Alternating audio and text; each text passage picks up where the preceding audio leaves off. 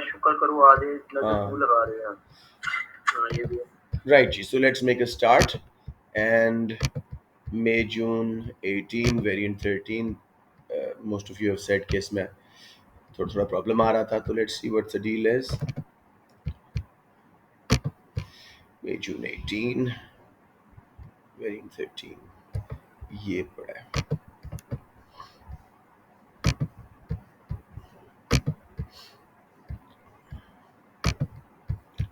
एक बार देख लीजिए बच्चों, यही पेपर था.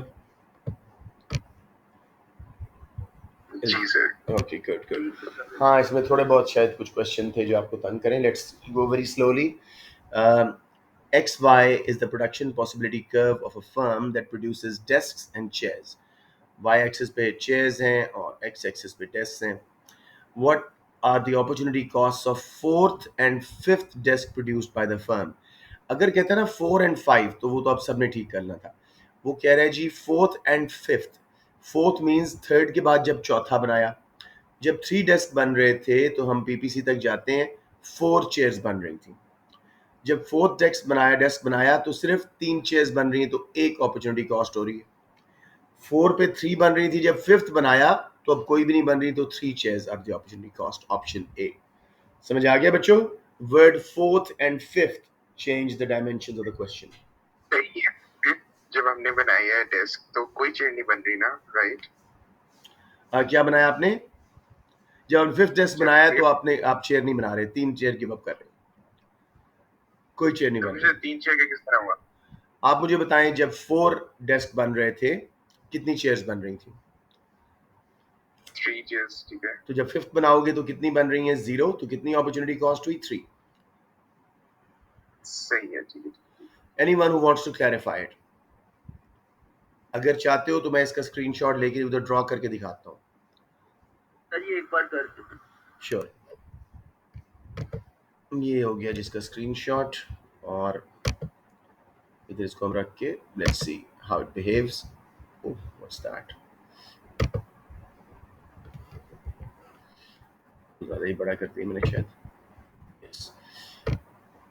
ये देखो बच्चे, ये आपके सामने वो कह रहे हैं fourth and fifth desk, not 4 and 5 desk जो कि हम नॉर्मली करते हैं. ठीक है ना? That is where the difference is. अब मैं आपको इसका जल्दी से दिखा रहा हूँ. ये देखो बच्चों, फोर्थ मीन्स हम 3 बना रहे थे पहले, और उस वक्त 4 चेयर्स बन रही थी. जब हमने फोर्थ डेस्क बनाया है तो we had to give up 1 chair. 4 से 3 रह गई.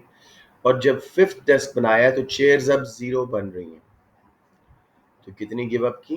3 चेयर्स. आप समझ आ गया मेरे बच्चों? Yes sir Anyone who's still struggling? Okay, cool. Let's go on, G. Next question. A government proposes to introduce a road congestion charge which would require private motorists to pay a toll for road use. एक ऐसा charge लगाया है government ने, congestion charge. ठीक है, कि private गाड़ियों वाले जो हैं जब वो रोड यूज करेंगे तो उनको टॉल देना पड़ेगा. जैसे मोटर पे भी जाते हैं, हमें टॉल पे करना पड़ता है. ठीक है. Which statement relating to the proposal is normative? Should देखें, वेलफेयर देखें, डिजायरेबल देखें, कुछ ऐसी चीज तसल्ली से देखें.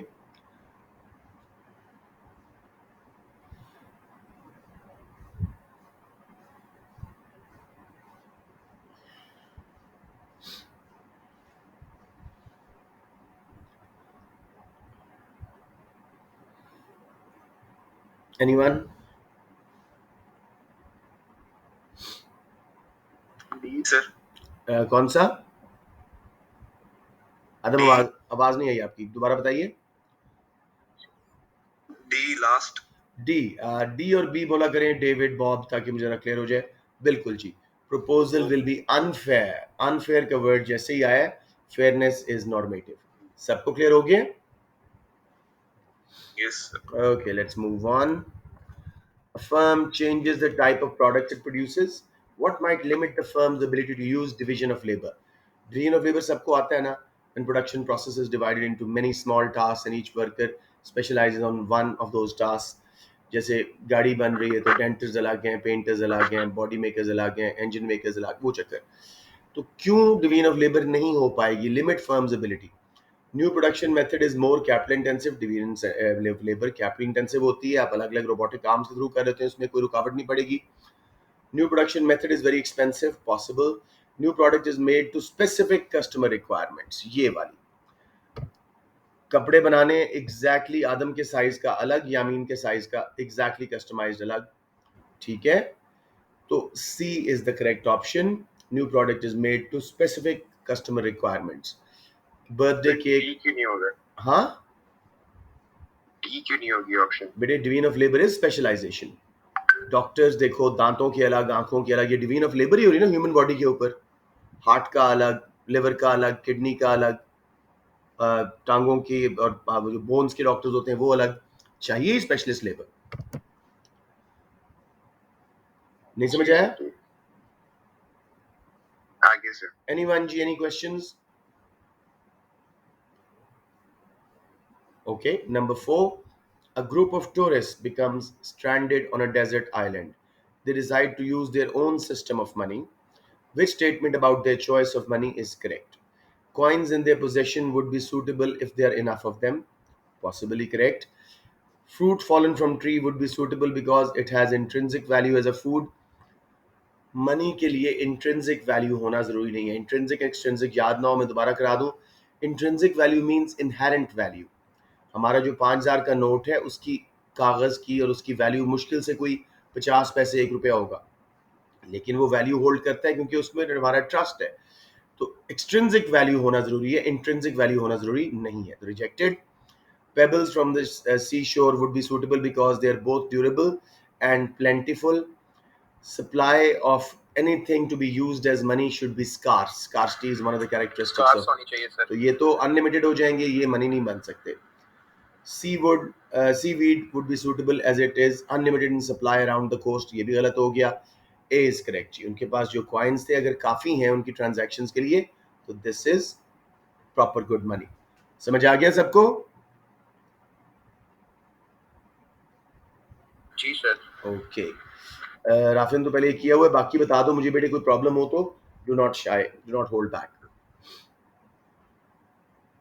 Okay, number 5, what is likely to affect the position of demand curve for tickets to pop concerts but not the position of supply curve? Demand curve shift हो, supply ना हो। Change in income of potential consumers, यही ठीक लग रहा है। Change in price of ticket, on the curve movement आएगी, rejected। Change in rents charged by venue owners, supply curve left पे shift होगा या right पे। A change in seating capacity of concert venues, इसमें भी supply curve shift हो रहा है। Seating capacity बढ़ रही है तो supply ज़्यादा वरना कम। A is the correct one, demand curve shift होगा, सप्लाई कर्व की पोजीशन वही रहेगी, ऑन द कर्व मूवमेंट आएगी। समझ आ गया बच्चों? यार अभी तक तो इस पेपर में मुझे कोई कंफ्यूजन नजर नहीं आ रही है। आई मीन कहाँ पे आप लोग स्ट्रगल किए हैं?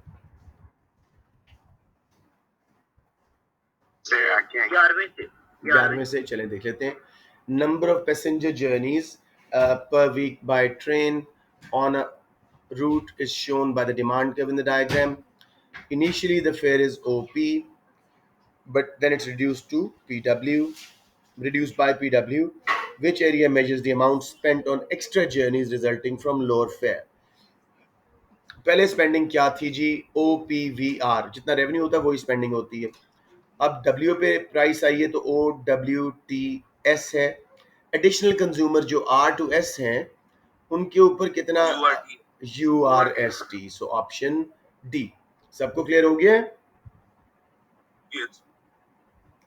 एक मिनट बेटे, आप लोगों की क्लास 12 बजे होती है 11 बजे होती है? सर 12 बजे। 12 होती है, मैंने गलत कर दी। चले मैं A2 को मैसेज करता हूँ कि आपकी क्लास 12 बजे। एक मिनट, उनके मैसेज आ रहे हैं बच्चों के।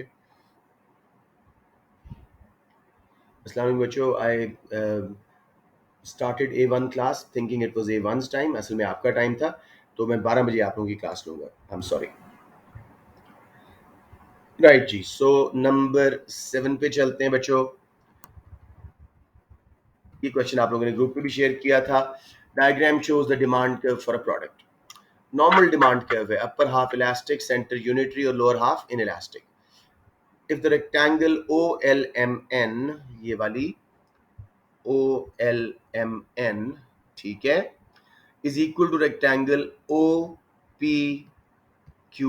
नीचे वाली जो उन्होंने हाईलाइट की हुए हैं, which statement is correct? A rise in price from OR to ON results in same proportionate fall in quantity demanded. ये ठीक लग रही है. Consumer surplus falls by RSMN if price rises from OR to ON. पहले consumer surplus कितना था? हम कर ही नहीं सकते. डिमांड के जहाँ से स्टार्ट हो रहा है वो एरिया उसने लेबल ही नहीं किया हो, तो कंज्यूमर सरप्लस तो हम कलेक्ट ही नहीं कर सकते ना. तो ये गलत बोल दिया उसने. समझ आ गई बात बेटे?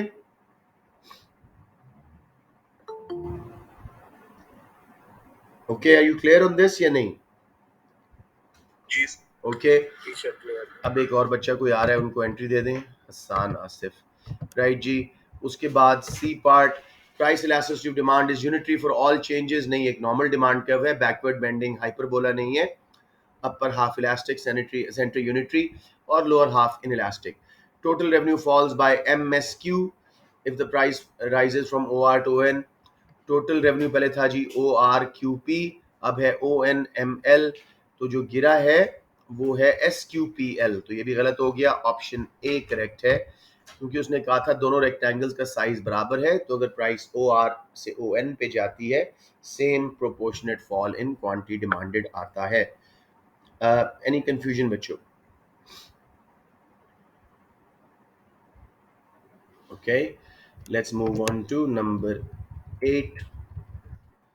When the supply of a good decreases, equilibrium price stays the same. What is the price elasticity of demand of the good? कैसी डिमांड होनी चाहिए कि भाई सप्लाई लेफ्ट पे शिफ्ट हो और प्राइस में चेंज ना हो? Perfectly elastic. Option D. Just to be on the safe side, I'll draw it for you guys.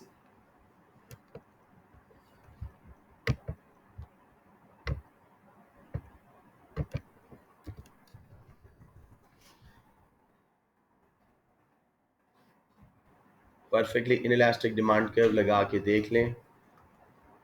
Supply curve initial, और ये प्राइस थी, ये क्वांटिटी थी. उसने क्या कंडीशंस दी हैं? दो कंडीशन तो क्या है जी? Price remains the same. तो हम देखते हैं प्राइस कैसे सेम रहेगी. Price remains the same. Okay okay, let me see, मैं गलत कर गया हूँ. क्वांटिटी रिमेन्स द सेम होता तो ये बात सही थी. Equilibrium price remains the same. हाँ ठीक है ठीक है, अभी भी ठीक है, मैं खुद ही कंफ्यूज हो गया हूँ. राइट जी.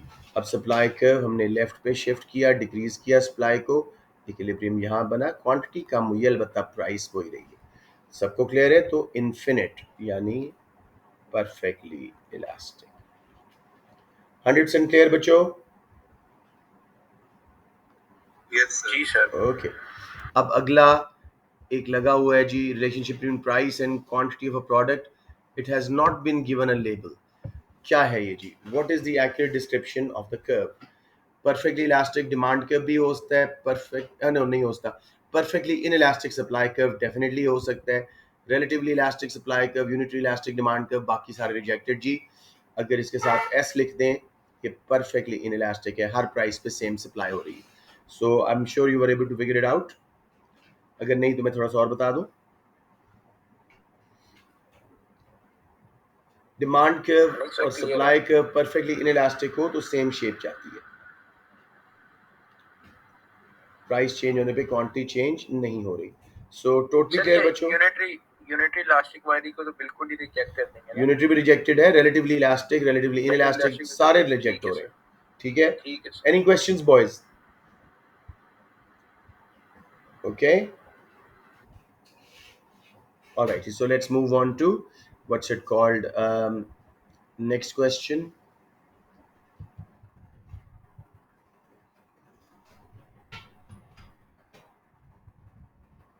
Number 10. और ये बड़े बुरे होते हैं. Let's see, इसको छोटा करते हैं, भी नजर नहीं आ रहा. जैसे हमने किया हुआ शायद. डायग्राम शोज, थोड़ा सा और छोटा करना पड़ेगा. Diagram shows some information about oil. Which diagram represents the change in oil market between 13 and 15?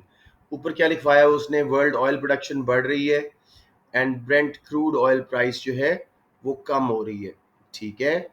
तो क्या होना चाहिए, सप्लाई बढ़नी चाहिए, प्राइस कम, ठीक है ना। तो ऑप्शन मेरे ख्याल में बी बन रही है, B, B as in ball. So सबको क्लियर है या कोई confusion? Okay, let's move on to 11। वो कह रहा है जी, in which set of circumstances will price play no part in determining how resources are allocated between alternative uses but may still have a role as a rationing mechanism? Allocation में काम नहीं आ रहा, rationing में काम आ रहा है। Allocation क्या है कि भाई किस चीज पे ज्यादा रिसोर्सेज लगाए जाएं, किस पे कम, प्रोड्यूसर का डिसीजन या कंज्यूमर का डिसीजन। और राशनिंग है, प्राइस बढ़े तो गरीब रैशन आउट, प्राइस गिरे तो अमीर रैशन आउट। तो देखते हैं इसमें कौन सी है। Government sets maximum price for all goods above their market clearing price. इसमें तो वो इनफेक्टिव हो जाएगी, मैक्सिमम प्राइस अबव इक्विलिब्रियम है, इसको देखना ही नहीं है। Government sets minimum wage for all workers below the market rates of pay. Minimum wage is just like minimum price. Wage is the price of labor. ये भी below equilibrium लगा के minimum गलत कर दिया, above equilibrium होनी चाहिए थी, दोनों rejected. Quantities of consumer goods produced are determined by the government. ये तो गवर्नमेंट सारा कर रही है। The total income consumers have available to spend is fixed by the government. एक मिनट जी, कौन से वाले में राशनिंग का आ रहा है, दोबारा देखते हैं इसको। पहले दो तो रिजेक्टेड हैं क्योंकि वो दोनों गलत जगह लगे हुए हैं।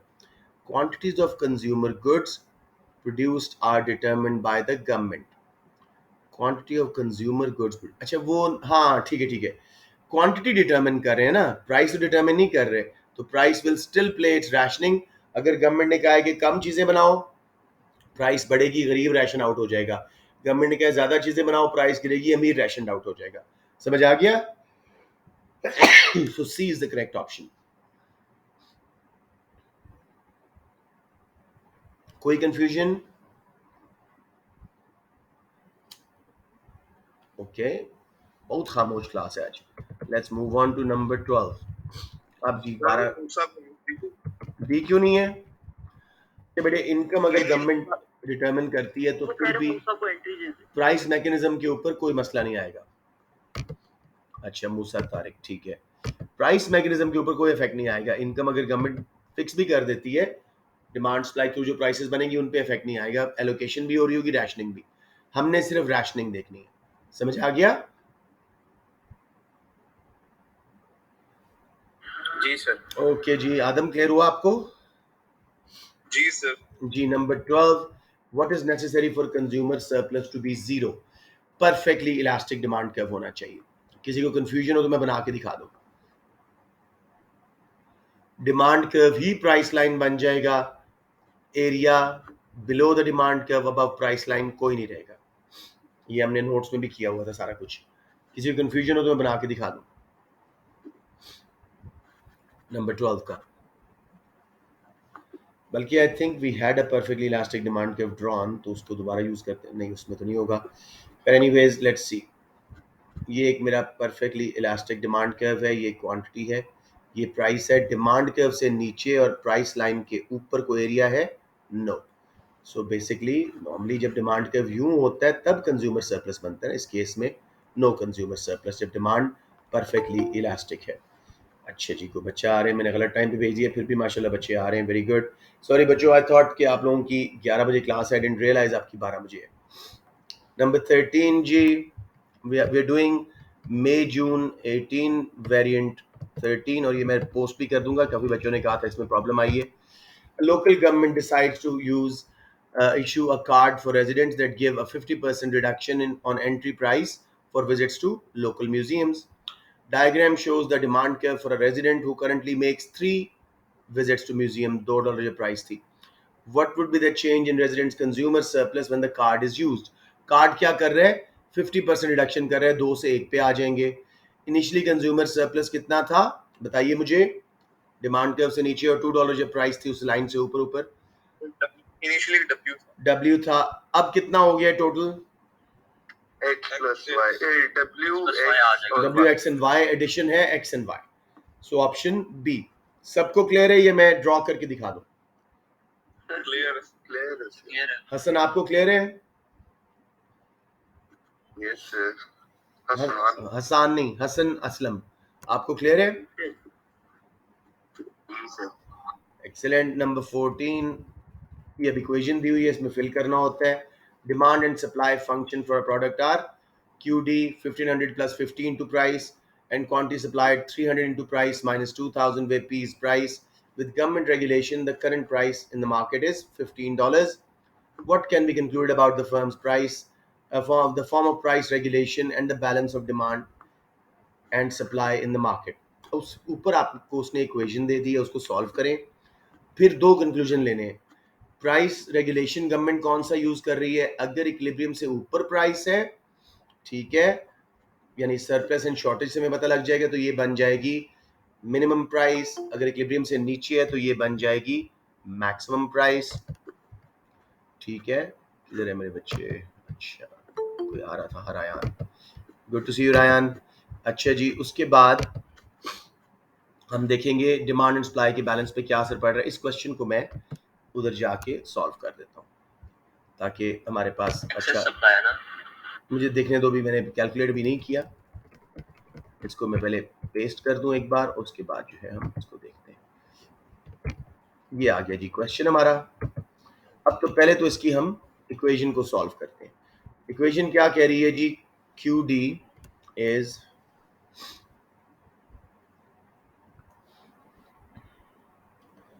Is equal to 1500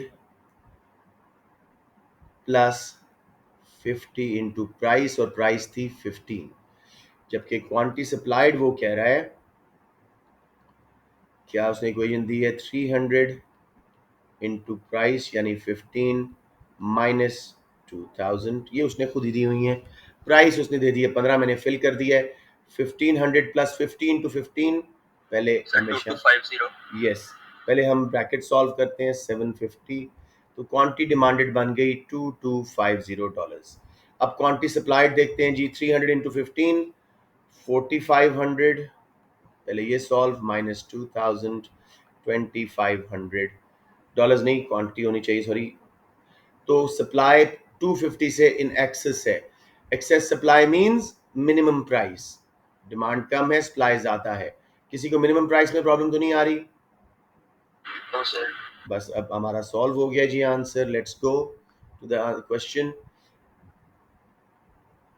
minimum price, option D, effective minimum price है. और क्या उसको बोल रहे हैं आप? एक्सेस सप्लाई हो रही है. किसी बच्चे को प्रॉब्लम 250 यूनिट से एक्सेस सप्लाई थी. डिमांड 2250 थी और सप्लाई 2500 थी. Any questions? Okay. Number 15. Which element of tax and benefit system is regressive? Regressive means higher income earners से कम ले रहे हैं, ज़्यादा, हाँ, कम ले रहे हैं और गरीबों से ज़्यादा ले रहे हैं. Rent subsidies to tenants of public owned housing, इसमें तो प्रोग्रेसिव है. गरीबों को आप सब्सिडाइज कर रहे हो, रेंट कम कर रहे हो पब्लिक ओन्ड हाउसिंग पे. Specific tax on beer and tobacco, this can be correct, क्योंकि indirect taxes although rate same होता है, लेकिन ये रिग्रेसिव फैक्टर लेकिन बियर एंड टोबैको पे है, जिसको ज़्यादा अमीर यूज़ करते हैं. Let's see. Payment of child benefits, ये तो प्रोग्रेसिव है. Taxation of capital gains, direct है, ये भी प्रोग्रेसिव होगा. कैपिटल गेन्स, आपके पास कोई एसेट हो, वो बड़ा बड़ा महंगा हो जाए, जब आप बेचें तो उस पर टैक्स दें, ये भी अमीरों को पड़ता है. तो B has to be correct. जी मेरे बच्चों, कोई confusion? Indirect taxes are always regressive. ये बियर एंड टबैको पे किसी गुड या सर्विस पे लगा हुआ टैक्स हो, इनडायरेक्ट होता है. रेट सेम भी हो तो गरीब की इनकम का बड़ा प्रोपोर्शन ले जाता है और अमीर की इनकम का थोड़ा प्रोपोर्शन. क्लियर बच्चों? Yes sir. Okay, anyone, any questions? अच्छा जी. A government decides to encourage apple consumption as a report states that eating apple is good for health. It subsidizes apple growers. Diagram shows the market for apples. What would the subsidy need to be to change market equilibrium quantity from Q1 to Q2? Q1 पे आप देखें, ठीक है, हमारी price and quantity. अब वो कहता है कितनी सब्सिडी दे कि भाई Q2 पे इक्विलिब्रियम आ जाए। जारी बात है हमारा सप्लाई कर्व Q2 वाले इक्विलिब्रियम पे यहाँ शिफ्ट होना चाहिए, यहाँ पे, ठीक है। Vertical distance between the two is subsidy P1 to P3, so option C, subsidy per unit should be vertical distance between two supply curves. बना के दिखा दूं या क्लियर है? Musa, Hasan, anyone, please don't be shy. Yes sir, एक दफा बना दो। शाबाश, बोल दिया करें फौरन। Let's just quickly do it, let's just do it quickly and let's see how it fares out. ये है जी हमारा डायग्राम। अब उसने क्या कहा है कि गवर्नमेंट कितनी सब्सिडी दे के Q2 पे इक्विलिब्रियम आ जाए।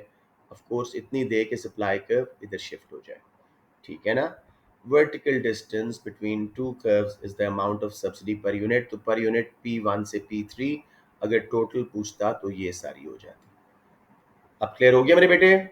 यस सर, समझ गया। Okay, wonderful. Let's move on to number 17। What is not a transfer payment?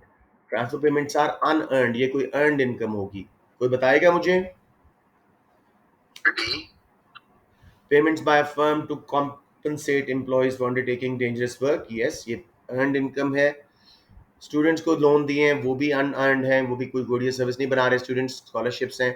Disability benefits, वो कोई काम नहीं कर रहे। सोल्जर्स इंजर्ड हुए थे मिलिट्री सर्विस में तो उनको एक किस्म का गवर्नमेंट बाद में हेल्प दे रही है, transfer payment. Benefits payments by government to families who have children, ये भी अनअर्न्ड है। बाकी ABC सारी ट्रांसफर पेमेंट्स हैं। Without any productive activity, without production of goods and services, unearned incomes, pocket money से लेके unemployment benefits, pensions, poor income support scheme, child benefits, सब इसमें आ जाते हैं। वेजेस, इंटरेस्ट, प्रॉफिट वगैरह वो ट्रांसफर पेमेंट नहीं है, वो अर्नड इनकम्स है। Number 18, a government allows one firm to go out of business, takes over a second firm and encourages a foreign government to invest heavily in a third firm. Okay, which government action has occurred? आराम से government ने एक firm को डूबने दिया, दूसरी firm को take over कर लिया, ये तो नेशनलाइजेशन हो गई। And encourages a foreign investment, foreign government to invest heavily in a third firm. अच्छा जी, पहले बिजनेस को अगर आपने आउट होने दिया है उसका तो यहाँ पे कोई लिंक नजर नहीं आ रहा। सेकंड बिजनेस को टेक ओवर किया है, वो आपकी नेशनलाइजेशन, तो A एंड B ऑप्शंस बच गई। अच्छा जी, उसके बाद आपने फॉरेन फर्म को हेविली इन्वेस्ट करना अलाउ किया है, ये तो फॉरेन डायरेक्ट इन्वेस्टमेंट में गवर्नमेंट का आ गया। एक सेकंड जी, प्राइवेटाइजेशन, गवर्नमेंट ने कुछ नहीं बेचा प्राइवेट सेक्टर को, तो प्राइवेटाइजेशन नहीं है, बी ऑप्शन। क्लियर हो गया? Yes sir. Anyone who struggling here? Sir एक बार रिपीट कर देगा, आपकी आवाज तो। ओ श्योर। पहला उसने क्या किया जी, एक फर्म को डूबने दिया, उसका ना नेशनलाइजेशन से ताल्लुक है ना प्राइवेटाइजेशन से। दूसरी फर्म को टेक ओवर कर लिया, खरीद लिया है, तो नेशनलाइजेशन हो गई, A एंड B बच गए। फॉरेन गवर्नमेंट को हेविली इन्वेस्ट करने दिया है इन थर्ड फर्म, ना ये नेशनलाइजेशन है ना ये प्राइवेटाइजेशन है, पता नहीं है वो फर्म कौन सी है, गवर्नमेंट की है या प्राइवेट सेक्टर की है। तो प्राइवेटाइजेशन नहीं की, नेशनलाइजेशन अलबत्ता लाजमी की है by taking over a firm, तो बी। क्लियर हो गया मेरा बेटा? Okay sir. ओके जी, let's move on to 19. What is both a valid statement and consistent with the feature of this diagram? Aggregate supply curve है, हम लोग perfectly elastic बनाते हैं, उसने थोड़ा सा रिलेटिवली लेस इलास्टिक बनाया, ये भी एक इकोनॉमिक थ्योरी है। और एग्रीगेट डिमांड का इक्विलिब्रियम दिखाया हुआ है। AS can not be increase beyond some level of real output, ये बात बिल्कुल सही है। एक खास लेवल के बाद aggregate supply curve perfectly elastic हो रहा है, तो यही सही होनी चाहिए, लेकिन let's go through the others. Consumption is a component of aggregate demand and is lower when general price level is lower. Consumption is a component of aggregate demand and is lower when general price level of goods is lower. एक second, sorry sir higher होता है। हाँ बिल्कुल, lower price है तो वो component जो है वो ज़्यादा हम स्पेंड करेंगे, बिल्कुल सही कह रहे हो, कंजम्पशन बढ़ेगी। C, investment is a component of aggregate supply, investment aggregate supply का कंपोनेंट नहीं है, तो ये गलत हो गया। Greater the demand for a country's export the lower will be aggregate demand, नहीं, एग्रीगेट डिमांड उतनी ज़्यादा होगी जितनी एक्सपोर्ट्स की डिमांड ज़्यादा होगी, तो A has to be the correct option. Any questions, बच्चों?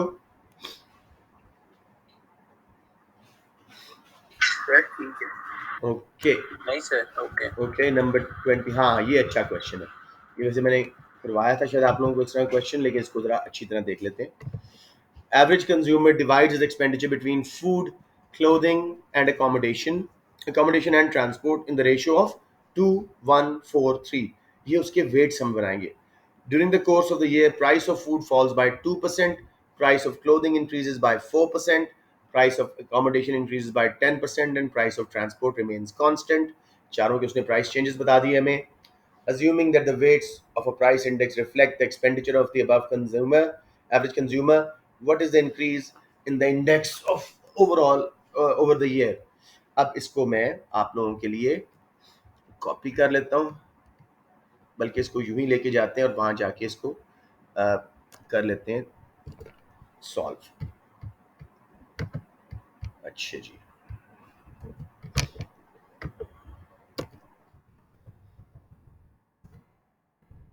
ये आ गया जी क्वेश्चन. इसको मैं थोड़ा सा क्रॉप कर देता हूँ कि हमारे सामने रहे और आप लोग जो है अच्छी तरह इसको समझ सकें.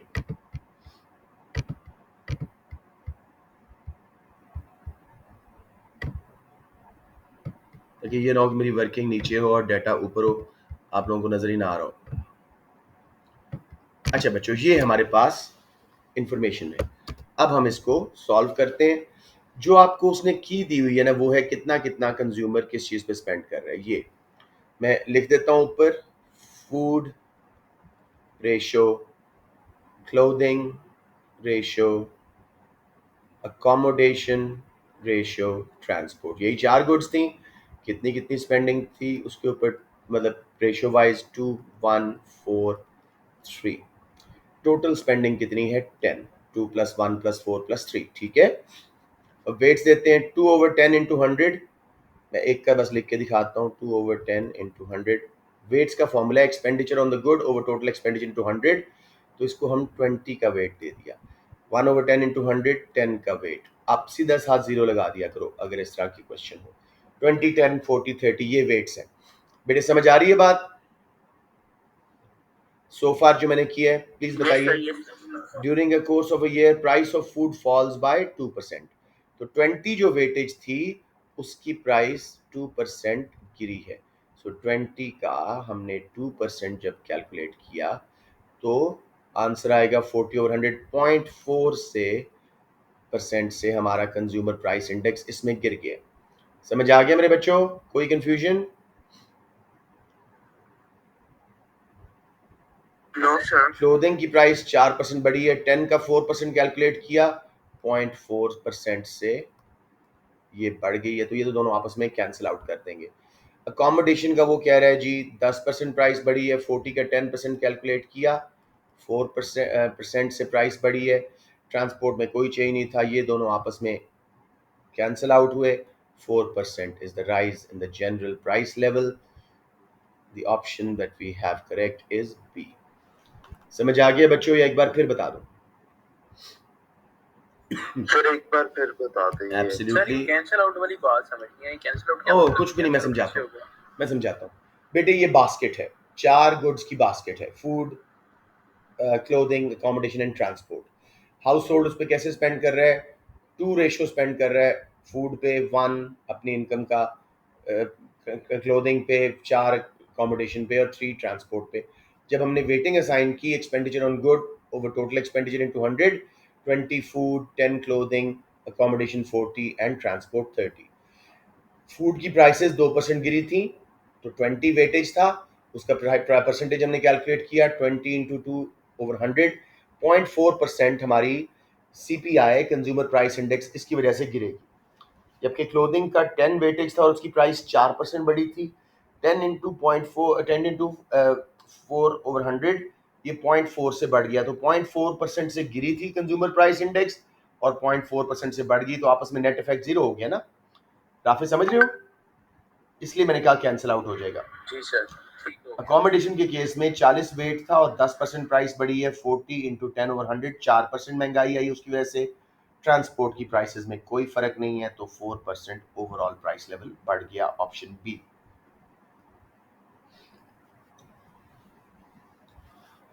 एनीवन स्ट्रगलिंग जी, प्लीज डू आस्क।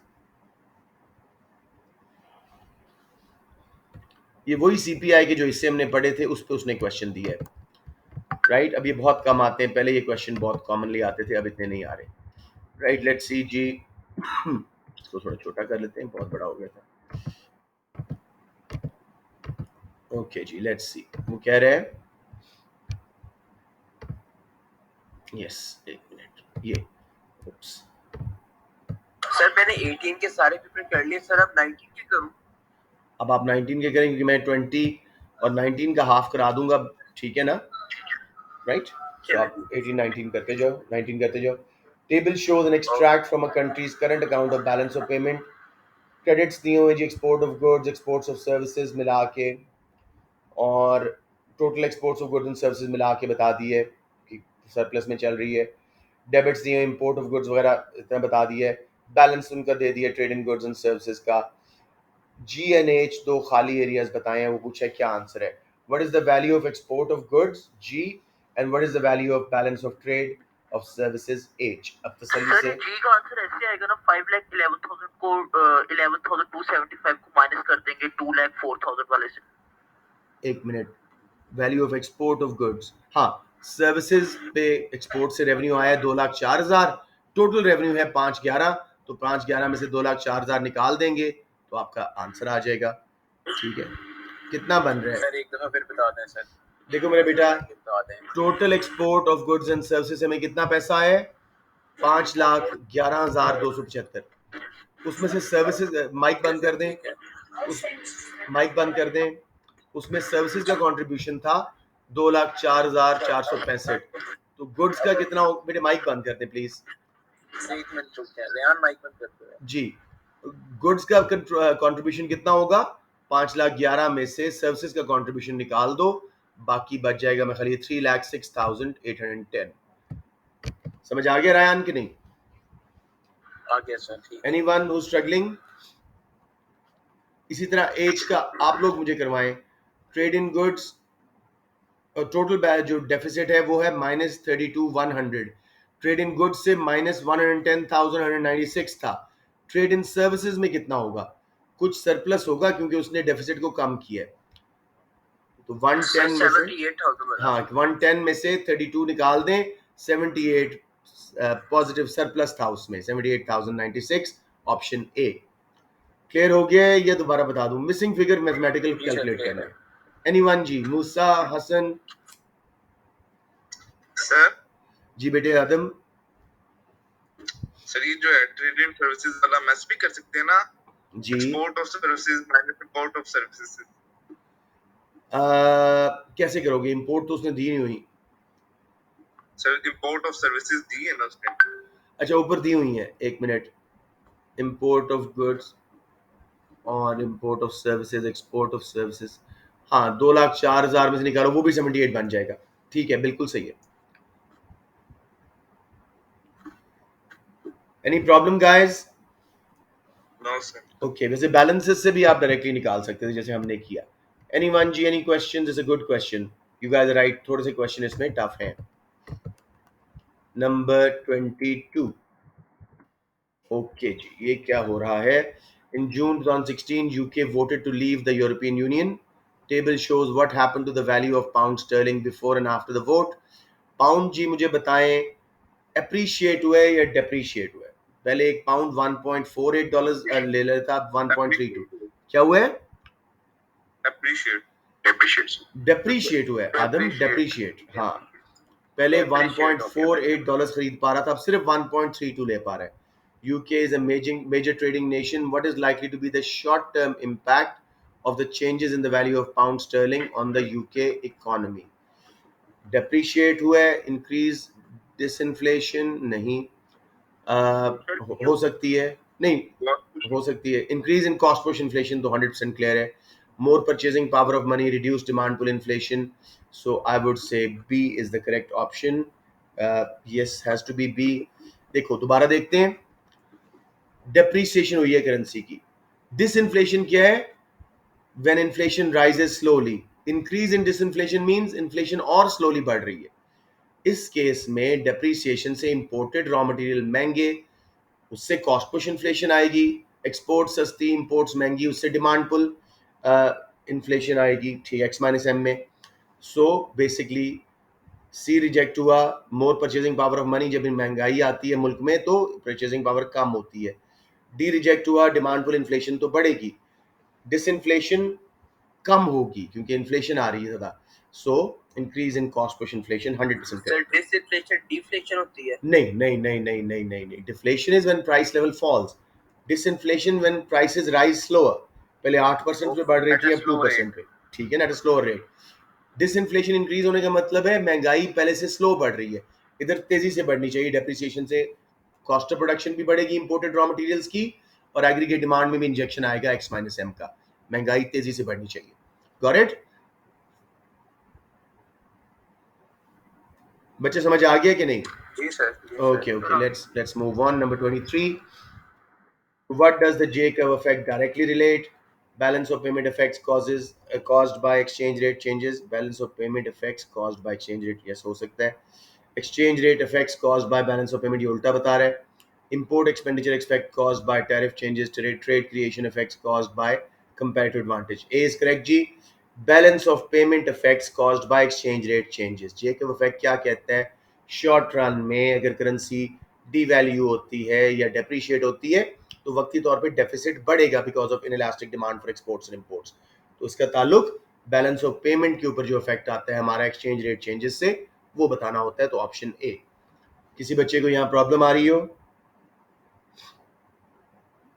नहीं sir. Okay, great. Number 24. The terms of trade for the major oil exporting country of Saudi Arabia fell from 223 in 2013 to 205. Terms of trade worsen हुई हैं. What could be a likely cause of this?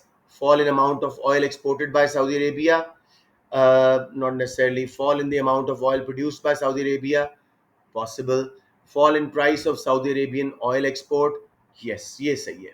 Price गिरी है Saudi Arabian exports की, तो relatively वो सस्ती हो गई हैं. अप्रिसिएशन ऑफ सऊदी करेंसीज, तो ये ऊपर जाती, एक्सपोर्ट्स महंगी इंपोर्ट सस्ती. तो C is correct. Saudi Arabia का ऑयल जो उसकी एक्सपोर्ट थी वो सस्ती हुई है, तो टर्म्स ऑफ ट्रेड इनकी वर्सन हो गई, एक्सपोर्ट प्राइसेस फेल. सबको क्लियर हो गया?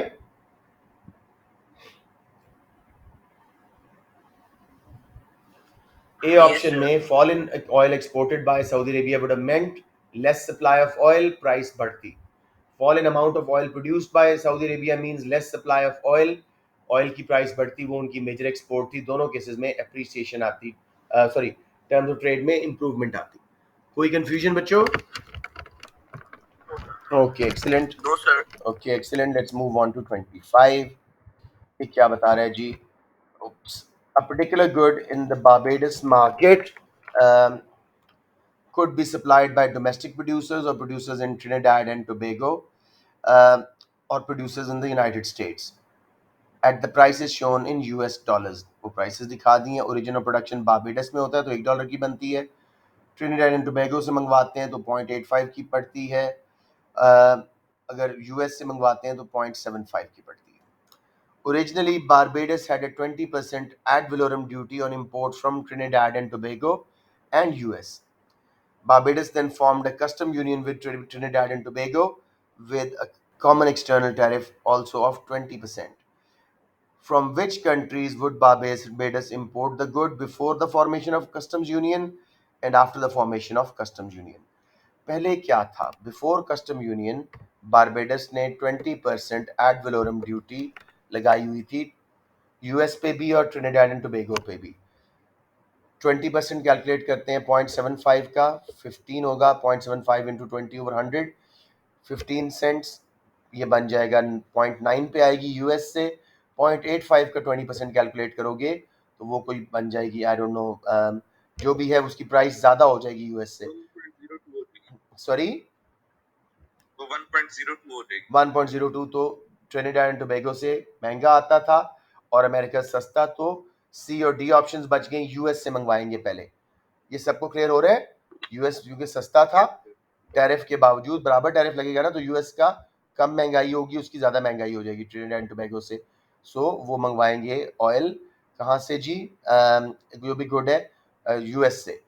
आफ्टर द फॉर्मेशन, अब ट्रिनिडाड एंड टोबैगो के अगेंस्ट वो नहीं लग रहा, ठीक है, कॉमन एक्सटर्नल टैरिफ लगा दिया। यूएस से जब सामान आएगा 0.75 से वो 0.9 पे चला जाएगा, जबकि ट्रिनिडाड एंड टोबैगो वाला 0.85 में मिलेगा। तो अब ट्रिनिडाड एंड टोबैगो से मंगवाएंगे, सी ऑप्शन इज करेक्ट। बच्चों क्लियर हुआ या नहीं? I know it was slightly complicated. Anyone?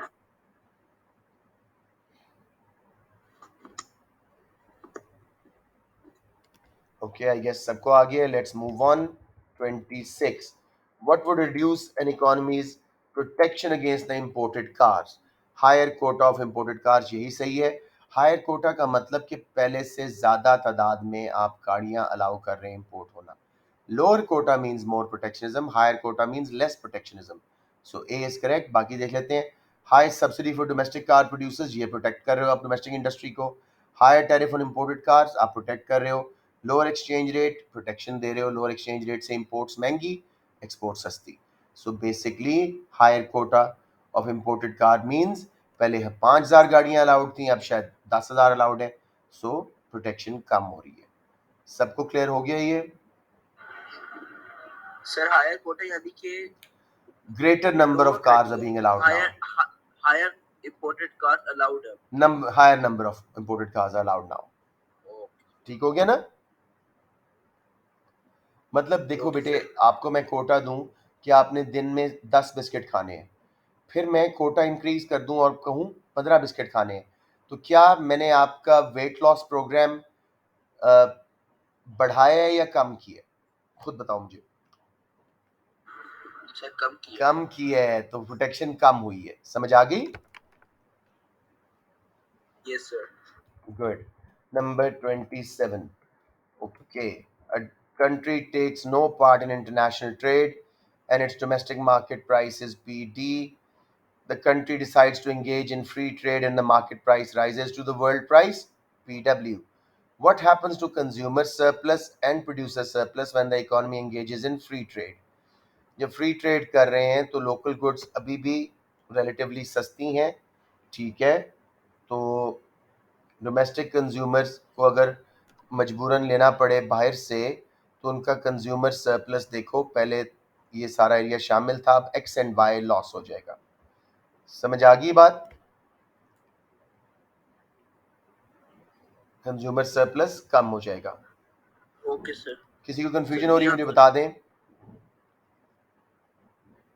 नहीं समझ आ। एनीवन जी? Anyone else?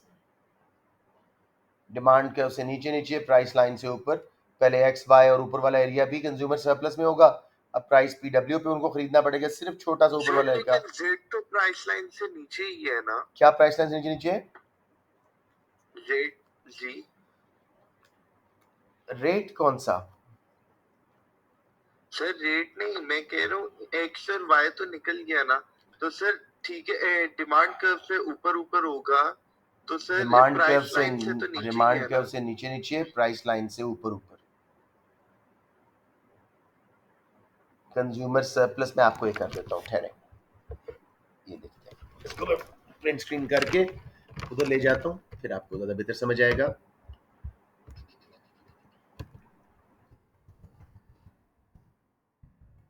ये देखिए मेरे गवर्नमेंट ने क्या कहा है, ये आ गया मेरा पेन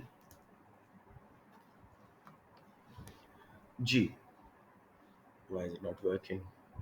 यस, बल्कि देखो बेटे, पहले लोकल प्राइस थी ये, और ये सारा एरिया कंज्यूमर सरप्लस था, ठीक है। अब फ्री ट्रेड कर रहे हो आप, वर्ल्ड प्राइस है पीडब्ल्यू, अब सिर्फ इतना कंज्यूमर सरप्लस बच जाएगा, एक्स एंड वाई खत्म हो गया क्योंकि प्राइस वर्ल्ड पे आ गई। गॉट इट हसन कि नहीं हसन? Yes sir. 100% क्लैरिटी है या कंफ्यूज हो भी? नहीं सर, क्लियर है। Okay okay, let's move on. 27 हो गया। 28, a government increases the basic rate of income tax, जो लोअर इनकम वालों पे होता है, to finance additional spending on apprenticeship and training.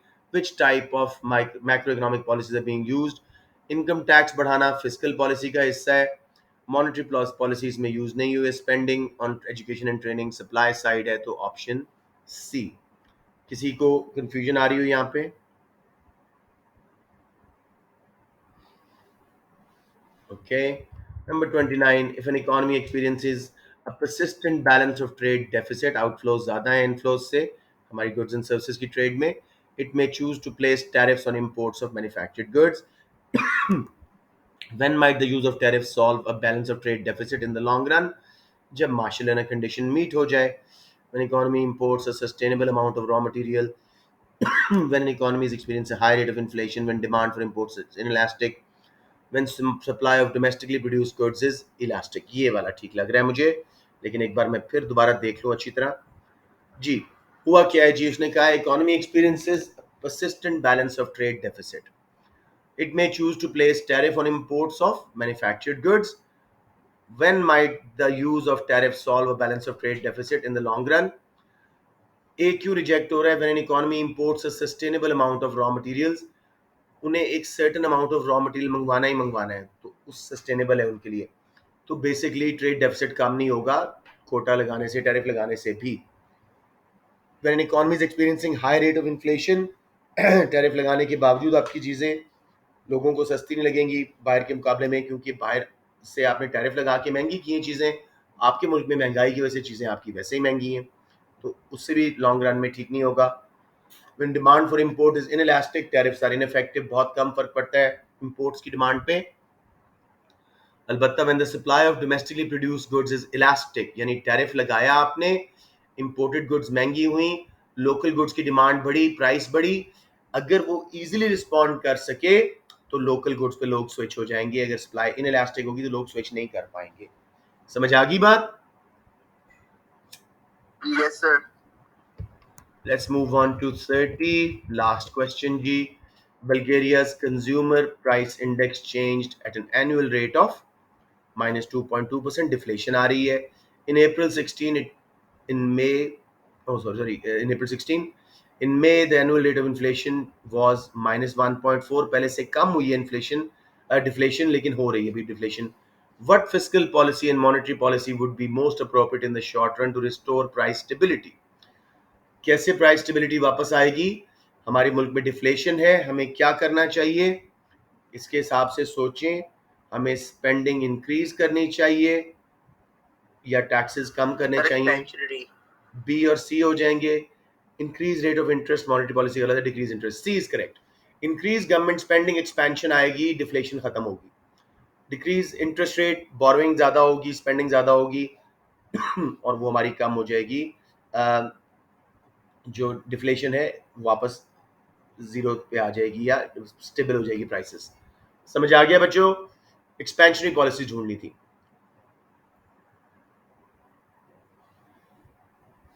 Any question before I sign of?